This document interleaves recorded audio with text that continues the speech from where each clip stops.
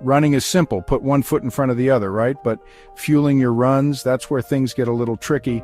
Today we're breaking down the basics of running nutrition, carbs, protein, fats, hydration, vitamins and minerals, and yes, even salt. Think of this as your how to not hit the wall or collapse mid-run guide. Let's get started.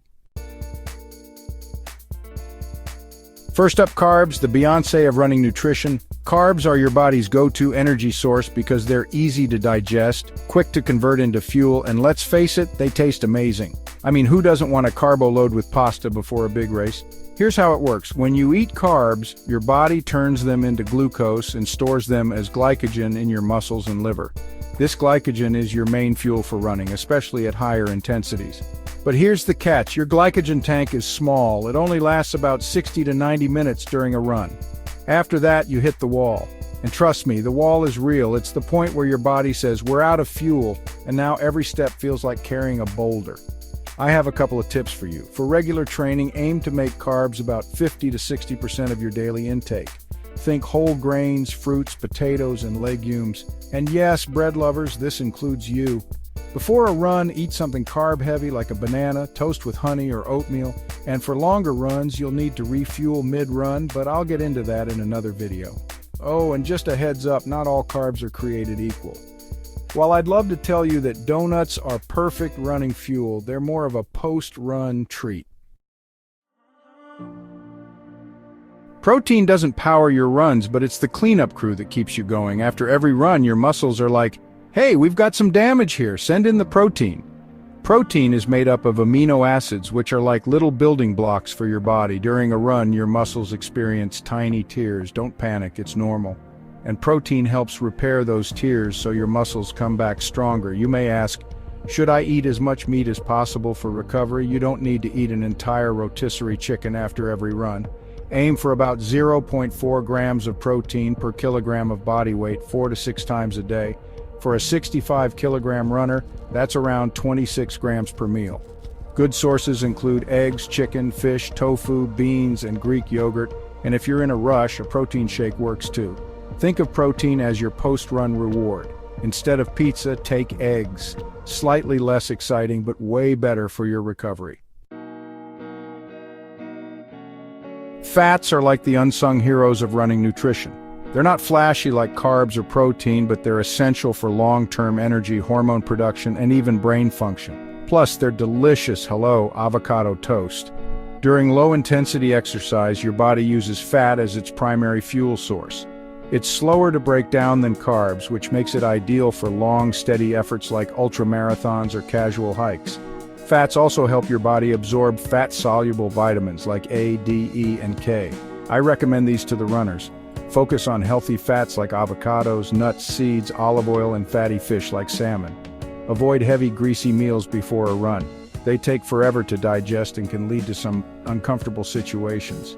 Fats are your backup fuel source, but don't rely on them to power a high-intensity workout. That's like using a candle to power a flashlight, not exactly efficient.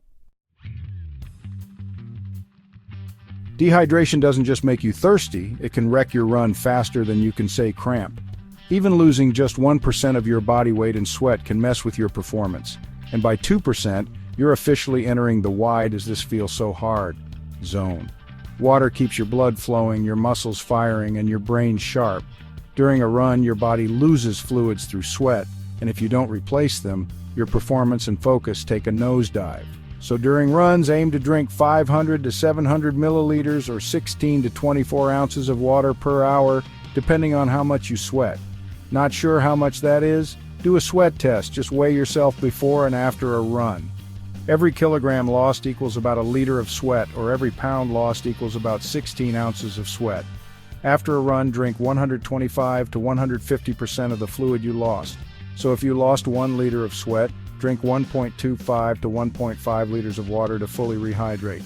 If you lost 1 pound of sweat, drink 20 to 24 ounces of water to fully rehydrate. Pro tip, if you're waiting until you're thirsty to drink, you're already behind. Hydration is like sunscreen. Better to start early than regret it later. Salt isn't just for French fries, it's a runner's best friend. When you sweat, you lose sodium, and if you don't replace it, your muscles start to rebel. Ever had a cramp so bad you considered crawling home? Yeah, that's your body begging for salt. Sodium helps maintain fluid balance, supports nerve function, and keeps your muscles contracting properly. Without it, even drinking lots of water won't help. You'll just dilute the sodium in your body, making things worse. I suggest you do this to keep your sodium level in check. If your runs are under an hour, water alone is usually fine.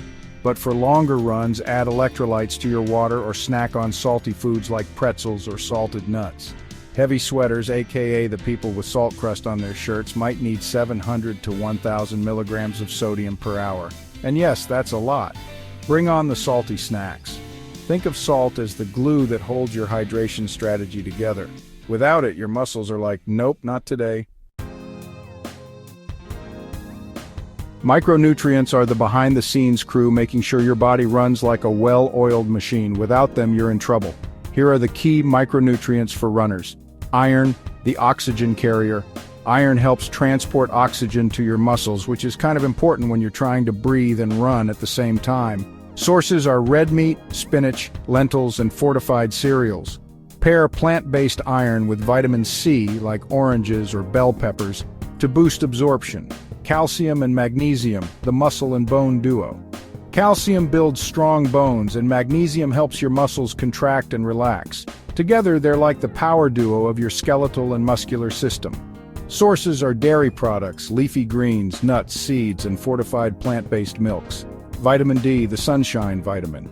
Vitamin D is like the manager of your calcium department. It makes sure your body absorbs it properly.